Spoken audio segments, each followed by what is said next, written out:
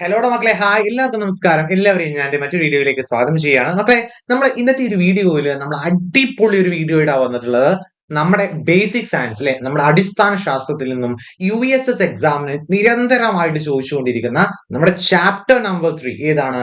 Acids and alkalis. ആസിഡുകളും ആൽക്കലികളും എന്നുള്ള ഭാഗത്ത് നിന്ന് ചോദിക്കുന്ന വളരെ ഇമ്പോർട്ടന്റ് ആയിട്ടുള്ള കുറച്ച് ചോദ്യങ്ങളാണ് നമ്മൾ ഇന്നത്തെ ക്ലാസ്സിൽ ഡിസ്കസ് ചെയ്യുന്നത്. ഓക്കെ, എല്ലാവരും ചോദ്യങ്ങളും ഉത്തരങ്ങളൊക്കെ കേൾക്കാൻ റെഡിയാണ്.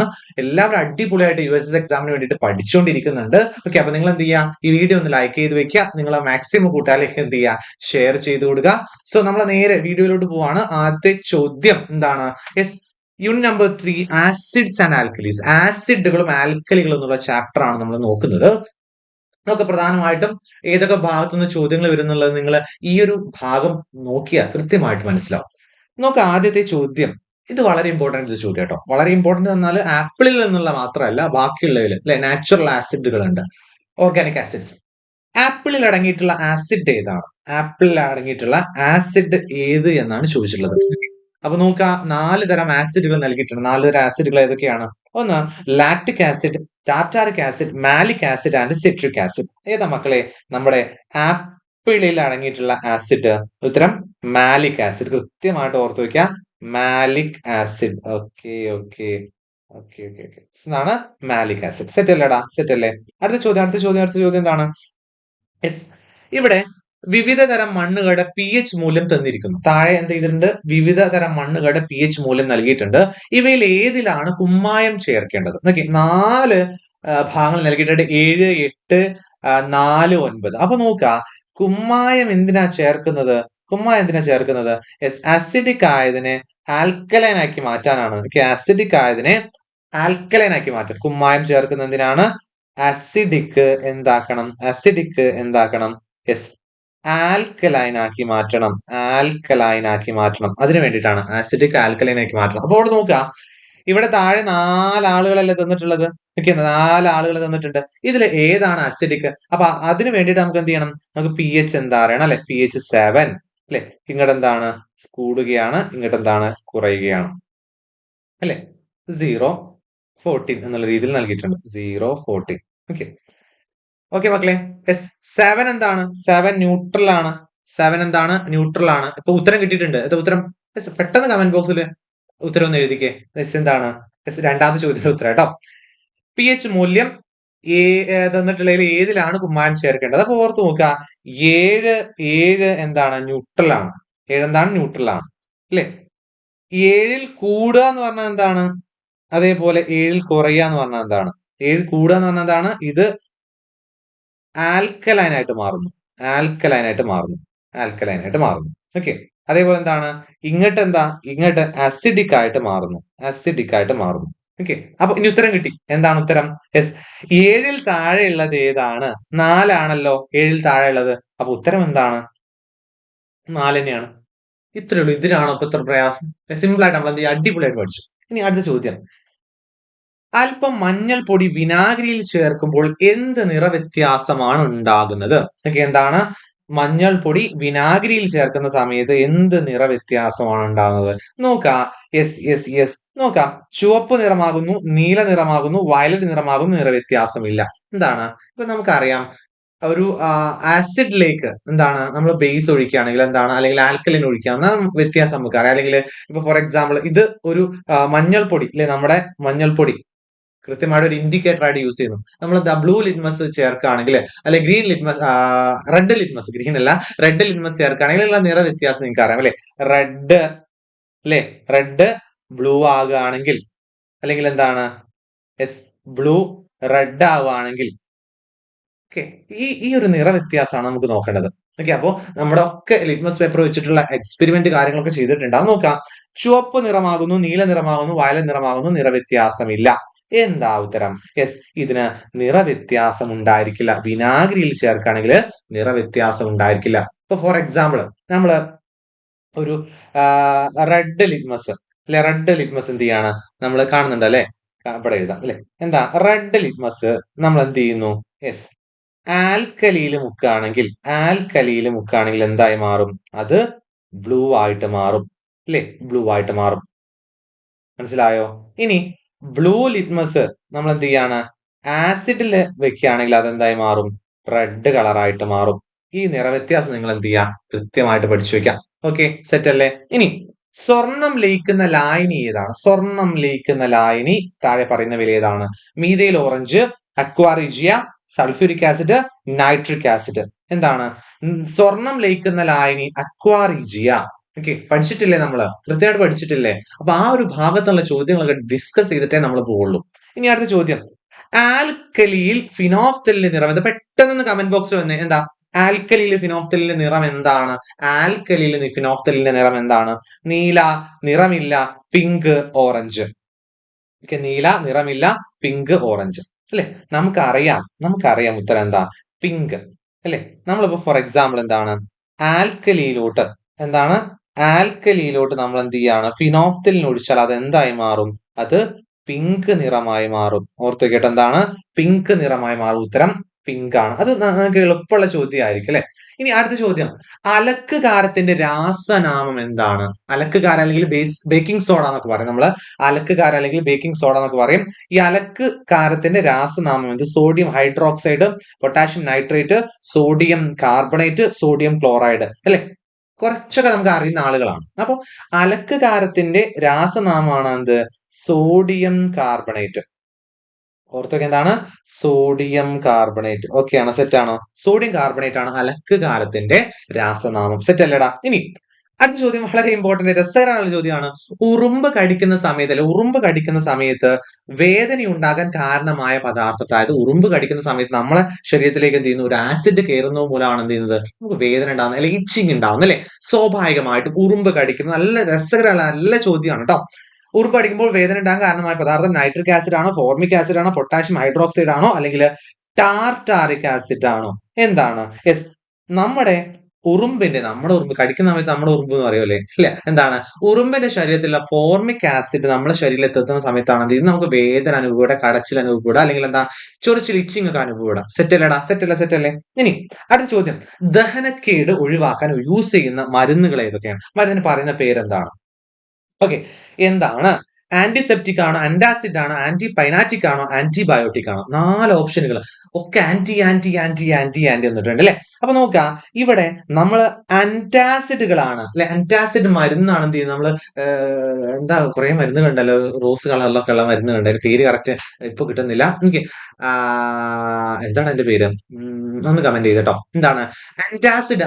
എന്താ ഉത്തരം? എന്താ? അന്റാസിഡ് ആണ് അല്ലെ? അന്റാസിഡ് ആണ് നമ്മൾ എന്ത് ചെയ്യുന്ന ദഹനക്കേട് ഒഴിവാക്കാൻ നമ്മൾ കഴിക്കുന്നത് അല്ലെ, ഉപയോഗിക്കുന്ന മരുന്ന് അന്റാസിഡ്. ദെൻ താഴെ കൊടുത്തിരിക്കുന്നവയിൽ ഏറ്റവും വീര്യം കൂടിയ ആസിഡ് ഏതാണ്? ഏറ്റവും ആസിഡുകളുടെ രാജാവ് എന്നറിയപ്പെടുന്ന ആസിഡ് ആണ് ഇവിടെ ഏറ്റവും വീര്യം കൂടിയത് കേട്ടോ. Acetic acid, sulphuric acid, formic acid, tannic acid. മക്കളെ അടിപൊളിയായിട്ട് മക്കളെ കമന്റ് ചെയ്തേ. എന്താണ്? യെസ്, രാജാവ് സൾഫ്യൂരിക് ആസിഡ് ആണ്. നിങ്ങൾക്ക് പഠിക്കാനുണ്ട് കേട്ടോ. എന്താണ് 8ാം ക്ലാസ്സിലൊക്കെ നിങ്ങൾക്ക് കൃത്യമായിട്ട് പഠിക്കാനുണ്ട്. H2SO4 അല്ലെങ്കിൽ എന്താണ് സൾഫ്യൂരിക് ആസിഡ് ആണ് ഏറ്റവും വീര്യം കൂടിയ ആസിഡ് എന്നറിയപ്പെടുന്നത്. സെറ്റ് ആണോ? യെസ്. അടിപൊളി മക്കളെ, അടിപൊളി. ദെൻ ബാറ്ററികൾ യൂസ് ചെയ്യുന്ന ആസിഡ് ഏതാണ്? ബാറ്ററികളിൽ നമ്മൾ യൂസ് ചെയ്യുന്ന ആസിഡ് സൾഫ്യൂരിക് ആസിഡ് ആണോ, ഫോർമിക് ആസിഡ് ആണോ, ഹൈഡ്രോക്ലോറിക് ആസിഡോ, നൈട്രിക് ആസിഡ് ആണോ? അല്ലെ, നമ്മൾ യൂസ് ചെയ്യുന്ന ബാറ്ററി നമ്മുടെ വീട്ടിലോ അല്ലെങ്കിൽ എന്താണ് കാറിലൊക്കെ ഉള്ള ബാറ്ററിയിൽ യൂസ് ചെയ്യുന്ന ആസിഡ് ആണ് നമ്മൾ നേരത്തെ പറഞ്ഞ ആള്. എന്താണ്? Sulphuric acid. സെറ്റ് അല്ലേ? Sulphuric acid. മക്കളെ അടിപൊളിയായിട്ട് പഠിച്ചു കേട്ടോ.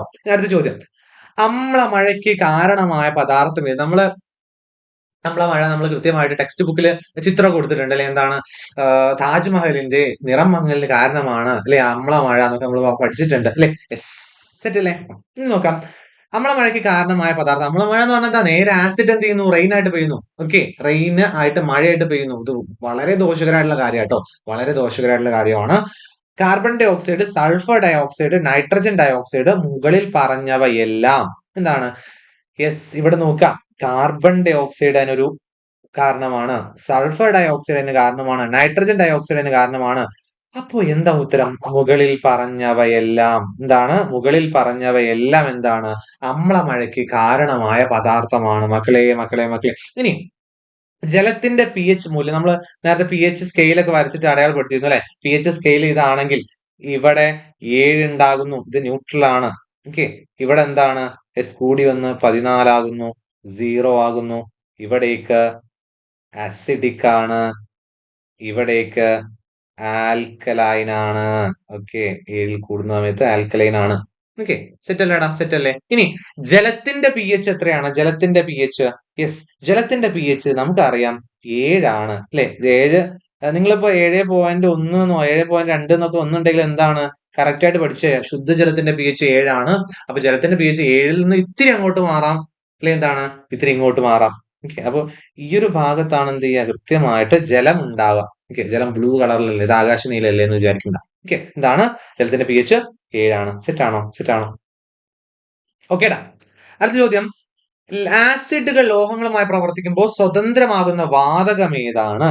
മക്കളെ, ഇവിടെ നിങ്ങൾക്ക് കൃത്യമായിട്ട് നമുക്ക് ഫോർ എക്സാമ്പിൾ ഒരു കുറച്ച് കുറച്ച് ആസിഡുകൾ നമ്മൾ എഴുതി വെക്കാം. എന്താണ്? ഇപ്പൊ ഫോർ എക്സാമ്പിൾ നമ്മൾ നേരത്തെ പഠിച്ച H2SO4. ഓക്കെ, H2SO4 നമുക്ക് അറിയുന്ന ഒരു ആസിഡാണ് HCl. HNO3 nitric acid. Okay, H3PO4 phosphoric acid. ഇവിടെയൊക്കെ നിങ്ങൾ നോക്കുക, ഇത് ബ്ലൂ ആണല്ലേ? ആ, ബ്ലൂ ആണെങ്കിൽ ബ്ലൂ കുഴപ്പമില്ല. അയ്യോ, ബ്ലൂ ആണല്ലേ? ആ, എന്താണ് ഇവിടെയൊക്കെ ഉള്ള ഒരാൾ ആരാണ്? യെസ്, നമ്മുടെ ഹൈഡ്രജൻ അല്ലേ? ഹൈഡ്രജൻ അല്ലേ? സെറ്റ് ആയിട്ട് പഠിച്ചു കേട്ടോ, ഹൈഡ്രജൻ അല്ലേ? അപ്പോ എന്തായാലും ആസിഡുകൾ ഒരു ലോഹവുമായിട്ട് ഒരു മെറ്റലുമായിട്ട് പ്രവർത്തിച്ചാൽ എന്തുണ്ടാവുന്നു? യെസ്, ആസിഡ് പ്ലസ് മെറ്റൽ എന്തുണ്ടാവുന്നു? ഒരാള് H2. ഓക്കെ, എന്താണ്? ഹൈഡ്രജൻ ആണ്. ഓക്കെ, ഓർത്ത് വെക്കുക, സെറ്റ് ആയിട്ട് പഠിച്ചിരിക്കുക. എന്താ ഉത്തരം? Yes, hydrogen. അപ്പോ ആസിഡ് ലോഹമായിട്ട് പ്രവർത്തിച്ചാൽ എന്ത് ചെയ്യുന്നു? ഹൈഡ്രജൻ ഹൈഡ്രജൻ പ്രൊഡ്യൂസ് ചെയ്യുന്നു അല്ലെ? ഇനി പി എച്ച് സ്കെയിൽ ആവിഷ്കരിച്ച ശാസ്ത്രജ്ഞൻ ആരാണ്? പി എച്ച് സ്കെയിൽ, മക്കളെ, പി എച്ച് സ്കെയിൽ ആവിഷ്കരിച്ച ശാസ്ത്രജ്ഞൻ ആരാണ്? അല്ലെ? ഐസക് ന്യൂട്ടൺ, ആൽബർട്ട് ഐൻസ്റ്റീൻ, സൊറൻസൺ, അതേപോലെ ഡി ജോസഫ് പ്രീസ്റ്റ്. ഇതിൽ പി എച്ച് സ്കെയിൽ ആവിഷ്കരിച്ച ശാസ്ത്രജ്ഞനാണ് സൊറൻസൺ. അപ്പോ ശാസ്ത്രജ്ഞന്മാരുടെ ഭാഗത്തു നിന്നല്ലേ നിങ്ങൾ എന്താണ് ഇപ്പോ ഓക്സിജൻ എന്ന പേര് നൽകിയത് ആരാണ്? ഓക്സിജൻ കണ്ടുപിടിച്ച ശാസ്ത്രജ്ഞൻ ആരാണ്? ഓക്കെ, അല്ല, ഹൈഡ്രജൻ കണ്ടുപിടിച്ച ശാസ്ത്രജ്ഞൻ ആരാണെന്ന് പെട്ടെന്ന് കമന്റ് ബോക്സിൽ വന്നേ. ഓക്കെ, നിങ്ങൾക്ക് അറിയോ എന്ന് നോക്കാൻ വേണ്ടിയിട്ടാണ് കേട്ടോ. ആ ശാസ്ത്രജ്ഞന്മാരുടെ പേരൊക്കെ പഠിക്കേണ്ടതുണ്ട്. ഇനി ആസിഡുകളുടെ പൊതുവായ ഘടകം ഏത്? ഞാൻ ജസ്റ്റ് പറഞ്ഞു പോയിട്ടില്ലേ, കൃത്യമായിട്ട് നമ്മൾ പറഞ്ഞു പോയിട്ടുണ്ട്. ആസിഡുകളുടെ പൊതുവായ ഘടകം, അതായത് ആസിഡ് മെറ്റലുമായിട്ട് റിയാക്ട് ചെയ്ത് എന്താ ഉണ്ടാവുക? യെസ്, ഹൈഡ്രജൻ അല്ലേ ഉണ്ടാവുക? എന്താണ്? ഹൈഡ്രജൻ ആണ് ഉണ്ടാവുക, H2 ആണ് ഉണ്ടാവുക. ഓക്കെ, അപ്പൊ ആസിഡുകളുടെ പൊതുവായ ഘടകം ആരാണ്? ഓക്സിജൻ അല്ല, നൈട്രജൻ അല്ല, കാർബൺ അല്ല, നമ്മുടെ നമ്മുടെ ഹൈഡ്രജൻ കുട്ടനാണ്, ഹൈഡ്രജൻ മോനാണ് കേട്ടോ. അടുത്ത ചോദ്യം വലിയൊരു ചോദ്യമാണ് കേട്ടോ. ലഘു പരീക്ഷണങ്ങളിൽ ഏർപ്പെട്ടിരിക്കുന്ന ഒരു കുട്ടി അല്പം അലക്ക് കാരത്തിലേക്ക് വിനാഗിരി ഒഴിച്ചപ്പോൾ കുമിളകൾ ഉണ്ടാകുന്നതായി കണ്ടു. ഏത് വാതകത്തിന്റെ സാന്നിധ്യമാണ് ഇവിടെ സൂചിപ്പിക്കുന്നത്? ഓക്കെ, എന്താണ് ഇവിടെ ചോദ്യം നോക്കുക. അലക്ക് കാരം, വിനാഗിരി. അലക്ക് കാരം, വിനാഗിരി ഒഴിച്ച സമയത്ത് എന്ത് ചെയ്തു? കുമിളകൾ ഉണ്ടായി. ഇവിടെ എന്ത് ചെയ്തു? ഒരു വാതകം, ഓർത്ത് കേട്ട, എന്താണ്? ഒരു വാതകമുണ്ടായി എന്നാണ് പറഞ്ഞിട്ടുള്ളത്. വാതകമുണ്ടായി എന്നാ പറഞ്ഞിട്ടുള്ളത്. ഏത് വാതകമാണെങ്കിൽ ഏത് വാതകത്തിന്റെ സാന്നിധ്യമാണ് ഇവിടെ സൂചിപ്പിക്കുന്നത്? എന്താണ്? Yes, hydrogen, oxygen, carbon dioxide, carbon monoxide. പഠിച്ചു വെക്കാം മക്കളെ, പഠിച്ചു വെക്കാം. ഇത് പഠിച്ചല്ലേ, ഇമ്പോർട്ടന്റ് അല്ലേ? കാർബൺ ഡൈ ഓക്സൈഡ് അല്ലേ? എന്താണ് കാർബൺ ഡൈ ഓക്സൈഡ്? ഓക്കെ, എന്താണ് കാർബൺ ഡൈ ഓക്സൈഡ്? അതായത് അലക്ക് കാരവും വിനാഗിരിയും കൂടി ചേർന്ന് എന്തുണ്ടാവുന്നു? എന്തുണ്ടാവുന്നു? നമ്മുടെ കാർബൺ ഡൈ ഓക്സൈഡ് ഉണ്ടാവുന്നു, കാർബൺ ഡൈ ഓക്സൈഡ് ഉണ്ടാവുന്നു. ഇനി നമ്മൾ പറഞ്ഞു എന്താണ്? H2SO4 അല്ലെ? H2SO4ന്റെ കാര്യം നമ്മൾ പറഞ്ഞു. H2SO4ന്റെ കാര്യം നമ്മൾ പറഞ്ഞു. സൾഫ്യൂരിക് ആസിഡ് അല്ലെ? സൾഫ്യൂരിക് ആസിഡിന്റെ മറ്റൊരു പേര് എന്താണ്? Okay, oil of wintergreen, oil of cassius, oil of sulphur, oil of vitriol. Okay, ഇതില് സൾഫ്യൂരിക് ആസിഡിന്റെ മറ്റൊരു പേരാണ്, അറിയില്ലെങ്കിൽ നിങ്ങൾ ഓർത്ത് വെക്കുക. Yes, oil of vitriol. Okay, ഓർത്ത് വെക്കുക, എന്താണ്? ഓയിൽ ഓഫ് വിട്രിയോൾ എന്നാണ് എന്ത്? സൾഫ്യൂരിക് ആസിഡിന്റെ മറ്റൊരു പേര്. സെറ്റായിട്ട് പഠിച്ചു വെക്കാം കേട്ടോ, സെറ്റായിട്ട് നിങ്ങൾ പഠിച്ചു വെക്കാം. അടുത്ത ചോദ്യം, വിനാഗിരിയിലേക്ക് മീഥൈൽ ഓറഞ്ച് ഒഴിച്ചാൽ എന്ത് സംഭവിക്കും? ഇങ്ങനെയുള്ള ചോദ്യങ്ങളൊക്കെ നിങ്ങൾക്ക് കൺഫ്യൂസ്ഡ് ആവാൻ സാധ്യത, എന്നാൽ എന്താണ് വളരെ ഇമ്പോർട്ടന്റ് ആയിട്ട് പഠിക്കേണ്ട ഒരു ചോദ്യം കൂടിയാണ്, സിമ്പിളുമാണ്. ഓക്കെ, വിനാഗിരിയിലേക്ക് മീഥൈൽ ഓറഞ്ച് ഒഴിച്ചാൽ എന്ത് സംഭവിക്കും, അല്ലെങ്കിൽ എന്ത് നിറമാറ്റം ഉണ്ടാകും? പച്ച, ഇളം മഞ്ഞ, ചുവപ്പ്, അതേപോലെ എന്താണ്? നിറമില്ല. ഇവിടെ നോക്കുക, വിനാഗിരി വിനാഗിരി വിനാഗിരി എന്ന് പറഞ്ഞാൽ എന്താണ്? യെസ്, അത് ആസിഡ് ആണ്. അല്ലെ? അസറ്റിക് ആസിഡ് ആണ് വിനാഗിരി. ഓക്കെ, വിനാഗിരി അസറ്റിക് ആസിഡ് ആണ്. അസറ്റിക് ആസിഡ് ഒന്നും വേണ്ട, ആസിഡ് ആണ് അല്ലെ? ആസിഡിലോട്ട് മെഥൈൽ ഓറഞ്ച് ഒഴിച്ചാൽ എന്താ സംഭവിക്കുക? ചുവപ്പ് നിറമായി മാറുന്നു. ഓക്കെ, അത്രേ ഉള്ളൂ, ചുവപ്പ് നിറമായിട്ട് മാറുന്നു. സെറ്റ് അല്ലേ? ഇത് നമ്മൾ നേരത്തെ ജസ്റ്റ് ഡിസ്കസ് ചെയ്ത് പോയ ചോദ്യം കൂടിയല്ലേ? ഇമ്പോർട്ടന്റ് ആയിട്ട് പഠിച്ചു കേട്ടോ. ഇനി ഓക്സിജൻ അടങ്ങിയിട്ടില്ലാത്ത ആസിഡ് ഏത്? ഓക്സിജൻ അടങ്ങിയിട്ടില്ലാത്ത ആസിഡ് ഏതാണ്? ഓക്സിജൻ നോക്കാം, ഇവിടെ കൊടുത്തില്ലേ കേട്ടോ. Yes, sulphuric acid, nitric acid, formic acid, hydrochloric acid. ഇതില് ഓക്സിജൻ ഇല്ലാത്ത ആള് ആര് എന്നാ ചോദിച്ചിട്ടുള്ളത്? നമുക്ക് കൃത്യമായിട്ട് പറഞ്ഞു വെക്കാം. എന്താണ്? Yes, oxygen, HCl. ഓക്കെ, ഇത് നോക്കാം. എന്താണ്? H2SO4, HNO3, ഇതൊക്കെ എന്തുണ്ട്? ഓക്സിജൻ ഉണ്ട്. ഹൈഡ്രോക്ലോറിക് ആസിഡ് HCl, ഹൈഡ്രജനും ക്ലോറിനും ആണുള്ളത് ഹൈഡ്രോക്ലോറിക് ആസിഡ്. സെറ്റ് അല്ലേടാ? സെറ്റ് അല്ലേ? ഇനി സോഡാ ജലത്തിന്റെ രാസനാമം എന്താണ്? സോഡാ ജലത്തിന്റെ രാസനാമം carbonic acid, carbon monoxide, hydrogen peroxide, carbonic acid. അതാ എനിക്ക് രണ്ട് സംശയം തുടങ്ങി. അയ്യോ, എന്താണ്? യെസ്, ഇപ്പൊ ഇങ്ങനെ ഒരു ചോദ്യം വന്നിട്ടുണ്ടെങ്കിൽ ചിലപ്പോ ചോദ്യത്തിന്റെ തെറ്റായിരിക്കും, ഓപ്ഷന്റെ തെറ്റായിരിക്കാം. എന്നാൽ നിങ്ങൾ എന്ത് ചെയ്യാം മക്കളെ? നോക്കാം. എന്താ, രണ്ട് കാർബോണിക് ആസിഡ് ഉണ്ട്, രണ്ടും എന്ത് തന്നെയാണ്? സെയിം തന്നെയാണ്. എനിക്ക് രണ്ടും സെയിം തന്നെയാണ്. അപ്പൊ എന്നോട് അങ്ങനെ പറയരുത് കേട്ടോ. ഓക്കെ, എന്തുകൊണ്ട് അങ്ങനെ വന്നത്? ആ, ചോദ്യം ഇട്ടപ്പോ ഉള്ള ചെറിയ പ്രശ്നമാണ് കേട്ടോ, കോപ്പി ചെയ്തപ്പോഴുള്ള പ്രശ്നമാണ്. അപ്പൊ എന്താണ്? കാർബോണിക് ആസിഡ് എന്താണ്? സോഡാ ജലത്തിന്റെ രാസനാമം കാർബോണിക് ആസിഡ്. ഓക്കെ, അപ്പൊ ഇങ്ങനെ ചോദ്യം വരില്ല കേട്ടോ. നിങ്ങൾ പേടിക്കുന്ന വേണ്ട, പേടിക്കാൻ എന്താണെന്നല്ല, സിമ്പിൾ ആയി മാറും അല്ലെ? അപ്പൊ എന്താണ്? ഇങ്ങനെ ചോദ്യം ഒന്നും വരില്ല. സോഡാ ജലത്തിന്റെ രാസനാമം എന്താണ്? കാർബോണിക് ആസിഡ് ആണ്. Carbonic acid. സെറ്റ് അല്ലേ? ഇനി അടുത്ത ചോദ്യം. ജലശുദ്ധീകരണത്തിന്റെ ഘട്ടമായ കൊയാഗുലേഷനിൽ ചേർക്കുന്ന രാസവസ്തു ഏതാണ്? കൊയാഗുലേഷനിൽ ചേർക്കുന്ന രാസവസ്തു സോഡിയം ക്ലോറൈഡ്, ഹൈഡ്രജൻ പെറോക്സൈഡ്, ആലം, കുമ്മായം. ജലശുദ്ധീകരണത്തിന്റെ ഘട്ടമായ കൊയാഗുലേഷനിൽ ചേർക്കുന്ന രാസവസ്തു സോഡിയം ക്ലോറൈഡ് ആണോ, ഹൈഡ്രജൻ പെറോക്സൈഡ് ആണോ, സി ആലമാണോ, ഡി കുമ്മായമാണോ എന്ന് ചോദിക്കുന്ന സമയത്ത് ആലമാണ് എന്ത് ചെയ്യുന്നത്? ജലശുദ്ധീകരണത്തിന്റെ കൊയാഗുലേഷൻ ഘട്ടത്തിൽ ചേർക്കുന്ന രാസവസ്തു എന്താണ്? ആലം. ആലം, ആലം. യെസ്, ആലംബന. മാർബിളിന്റെ രാസനാമം എന്ത്? മാർബിളിന്റെ രാസനാമം. ഇതൊക്കെ നമ്മൾ പഠിച്ച് സെറ്റ് ആയിട്ട് വെച്ചല്ലേ? ഇതൊക്കെ തെറ്റോ നിങ്ങള്? ഉറപ്പല്ലേ? തെറ്റിക്കില്ലല്ലോ? ഏതാ ചോദ്യം? ഏതാ ഉത്തരം? ചോദ്യമല്ല, ഏതാ ഉത്തരം? മാർബിളിന്റെ രാസനാമം എന്ത്?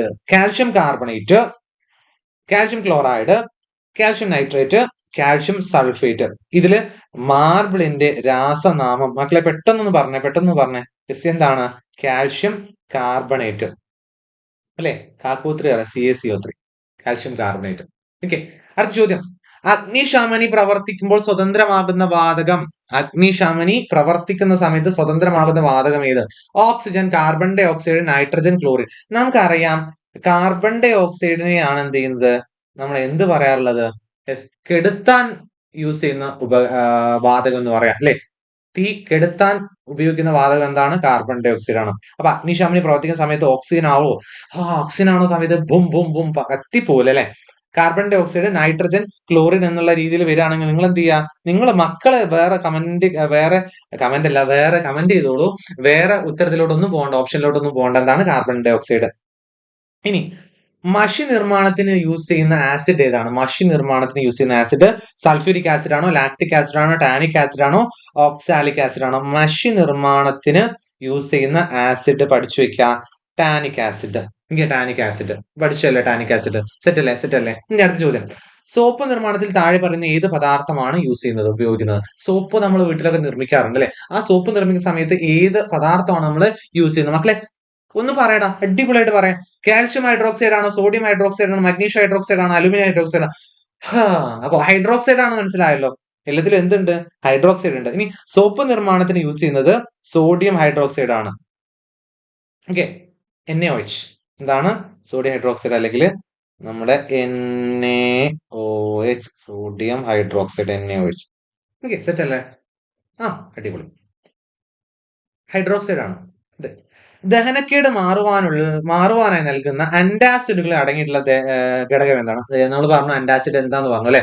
ഇനി ദഹനക്കേട് മാറുവാനായി നൽകാറുള്ള അന്റാസിഡുകളിൽ അടങ്ങിയിട്ടുള്ള ഘടകം മഗ്നീഷ്യം ഹൈഡ്രോക്സൈഡ് ആണോ, പൊട്ടാഷ്യം ഹൈഡ്രോക്സൈഡ് അല്ലെങ്കിൽ കാൽഷ്യം ഹൈഡ്രോക്സൈഡ് ആണോ, സോഡിയം ഹൈഡ്രോക്സൈഡ് ആണോ, പൊട്ടാഷ്യം ഹൈഡ്രോക്സൈഡ് ആണോ? രണ്ട് പൊട്ടാഷ്യം ഹൈഡ്രോക്സൈഡ് വന്നിട്ടുണ്ടല്ലോ. എന്താ ഉത്തരം നോക്കുക കേട്ടോ. മാഗ്നീഷ്യം ഹൈഡ്രോക്സൈഡ് നമ്മളെ ദഹനക്കേട് മാറുവാനായി നൽകാറുള്ള അന്റാസിഡുകളിൽ അടങ്ങിയിട്ടുള്ള ഘടകം എന്താണ്? മാഗ്നീഷ്യം ഹൈഡ്രോക്സൈഡ് ആണ്. സെറ്റായിട്ട് പഠിച്ചു കേട്ടോ. സെറ്റായിട്ട് പഠിച്ചു. ഇനി അടുത്ത ചോദ്യം. രക്തത്തിന് നമ്മൾ ജലത്തിന്റെ പി എച്ച് പറഞ്ഞു നേരത്തെ. ജലത്തിന്റെ പി എച്ച് പറഞ്ഞു. ഇനി രക്തത്തിന്റെ പി എച്ച് എത്രയാണ്? പി എച്ച് മൂല്യം എത്രയാണ്? 7.4, 9, 6.2, 1.2. ഇതിൽ രക്തത്തിന്റെ പി എച്ച് മൂല്യം എത്രയാണ് എന്ന് ചോദിച്ചിട്ടുണ്ട്. വളരെ ഇമ്പോർട്ടന്റ് ആയിട്ട് പഠിച്ചു വെക്കുക. 7.4 ആണ്. 7.4 രക്തത്തിന്റെ പി എച്ച് മൂല്യം. സെറ്റ് അല്ലടാ. അടുത്ത ചോദ്യം. വിനാഗിരി നിറച്ച ബീക്കറിലേക്ക് മുട്ട ഇട്ടാൽ അത് ഉയരുകയും താഴുകയും ചെയ്യുന്നത് എന്തുകൊണ്ട്? ഓക്കെ, യെസ്, വിനാഗിരി ആസിഡ് ആണ്. ഓക്കെ, മുട്ട കാർബണേറ്റ് ആണ്. ഓക്സിജൻ സ്വതന്ത്രമാകുന്നത് കൊണ്ട് ഇവിടെ ആസിഡും. ഓക്കെ, ഇത് നമ്മൾ നേരത്തെ പറഞ്ഞിട്ടുണ്ട്. അയ്യോ, ഇതെന്തിനാ ഞാൻ ഇവിടെ ചെയ്തേച്ചത്?